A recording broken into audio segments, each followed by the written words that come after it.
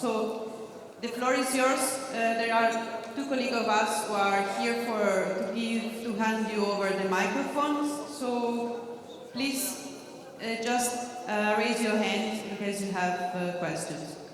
First, there.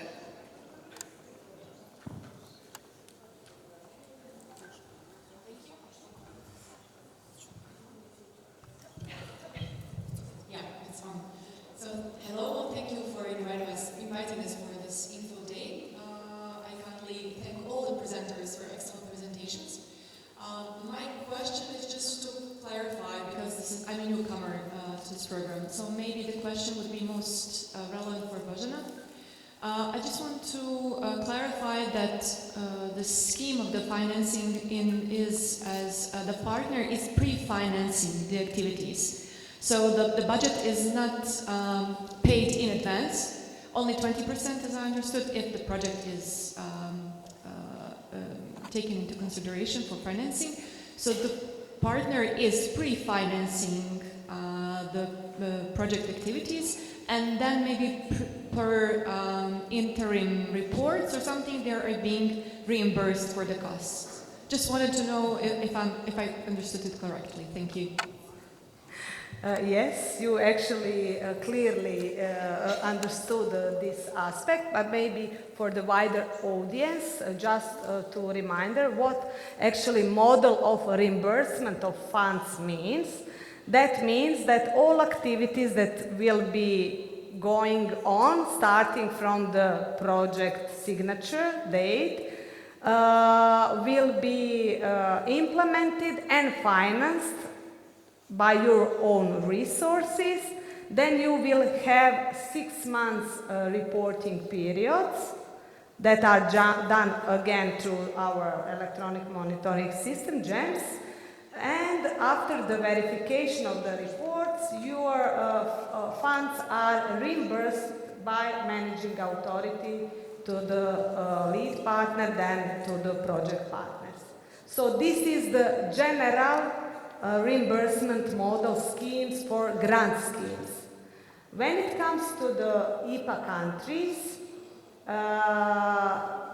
there is possibility to pre-finance, let's say, up to 20% activities planned by IPA partners in their budget.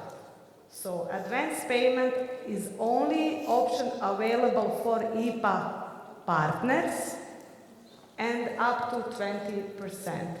And a recovery of this advance payment will be done in the very last report. So that is also one important aspect. 6 months reporting periods, up to 20% advance payment only for IPA partners, recovered in the last period of last report.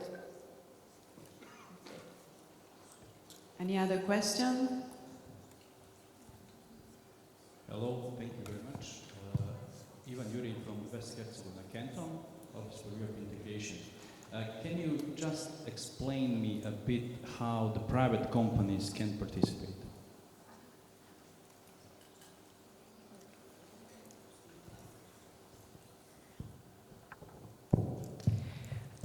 Private companies can participate in our project. As you see, you already had the possibility to see during the presentations that they are eligible partners. They cannot be lead partners of the project. Anyway, they have to pay attention then to the activities that they are performing inside the project, as some of the activities can fall under the state aid rules. The private partners can, in the context, for example, of the Priority Axis 1, collaborate with the research institution in order to test, for example, innovative solutions. This is one of the examples that I have in mind, actually, but there are other options that maybe you can find in other priority specific objectives.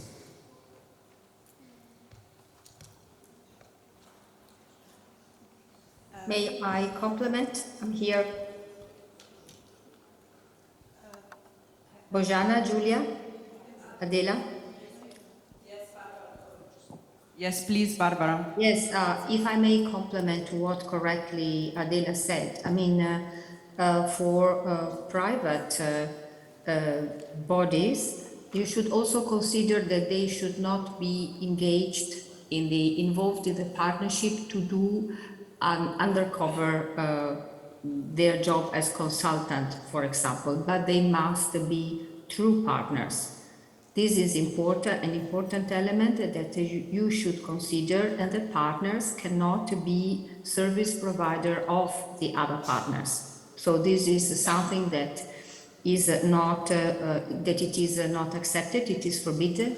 Detailed information on that is available in our implementation manual. Then another important element that Adela highlighted is state aid.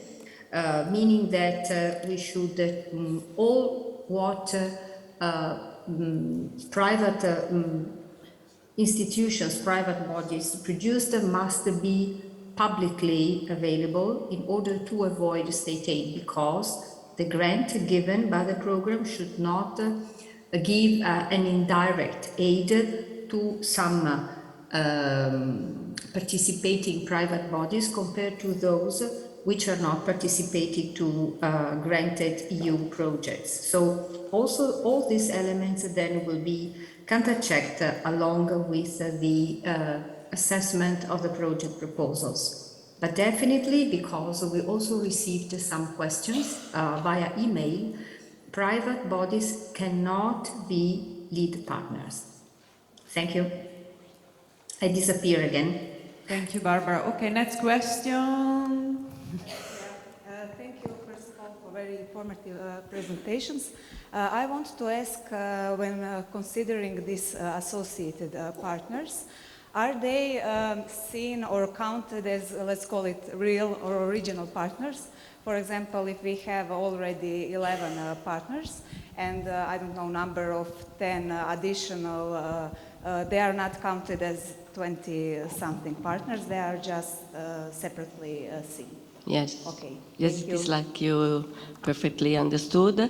The number of total financing partners are referred to those that have a budget into the project. So associated partners do not have budget.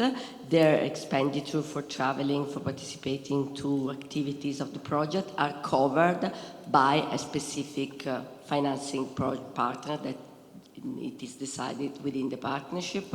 So you can have contribution from different, let's say, associated partners, but consider that an added value must be brought by these partners involved as associated. Hello, this is Ivana Živković, National Contact Point for Croatia. I would just like to deepen a bit more the question about the participation of private bodies. Since in Croatia we have received a lot of inquiries in this direction. Actually, we have delivered them responses, but I believe it might be useful for the audience also. The first element which we received questions about was the size of the private bodies. We reckon that the size doesn't matter. And the other one was tackling the commercial or not commercial entity of this private body. So if you could deepen it a bit more. And the other question tackles the exception regarding the participation per department of the ministries and research institutions. We have received also a lot of inquiries in this direction. Bojana, you mentioned that they should have a certain level of financial autonomy. So I reckon that this will be a matter of the verification of national contact points. So if you can deepen it a bit, because I'm not sure for the case of Croatia, if all faculties or research institutions fulfill this requirement that organizational units have financial autonomy. So thank you.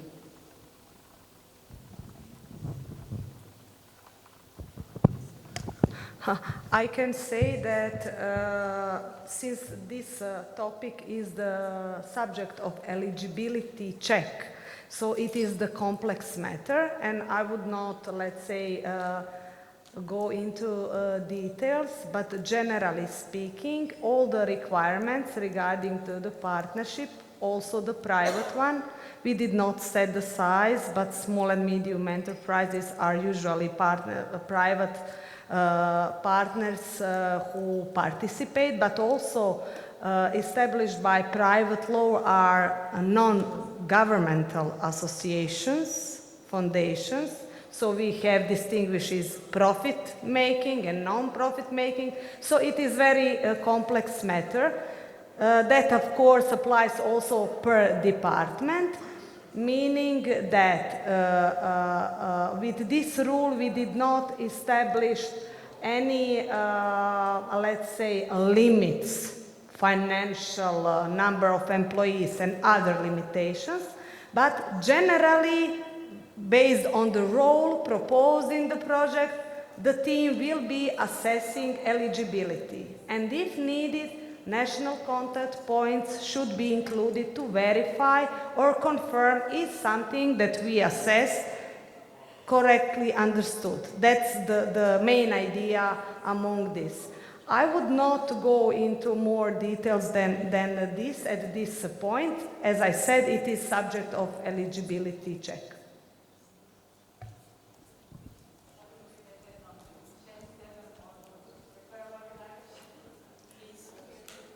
Please, microphone, if they can give you the microphone.